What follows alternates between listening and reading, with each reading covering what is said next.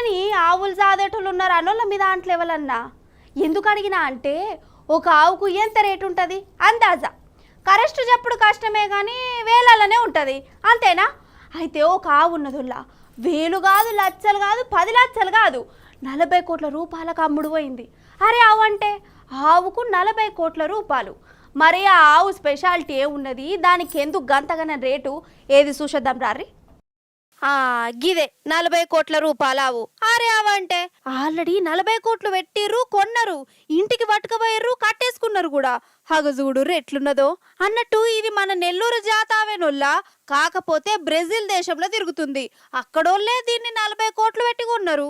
మరి ఎందుకు దీనికి గింతగానం రేట్ అంటే మన బ్రెజిల్ దేశంలో నెల్లూరు జాతి ఆవులకు మస్తు డిమాండ్ అటనుల్లా.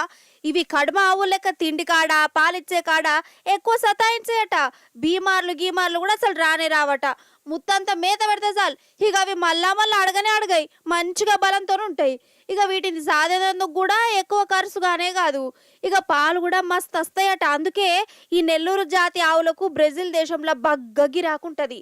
ఈ తాప దీన్ని సంతలో పెడితే 40 కోట్లు పెట్టి కొనుక్కున్నాడు ఒక పెద్ద మనిషి. ఇది ప్రపంచ రికార్డ్ అన్నట్టు. 40 కోట్ల రూపాయల ఆవంటే చిన్న మాటలా.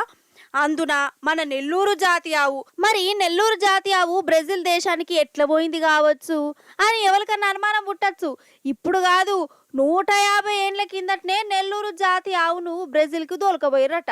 ఇక అక్కడ మెల్లమెల్లగా బ్రెజిల్ అంతా ఈ ఆవులే అయినాయి. 180 ఆవులు నెల్లూరు జాతీయే ఉంటాయట. అదన్నట్టు ముచ్చట.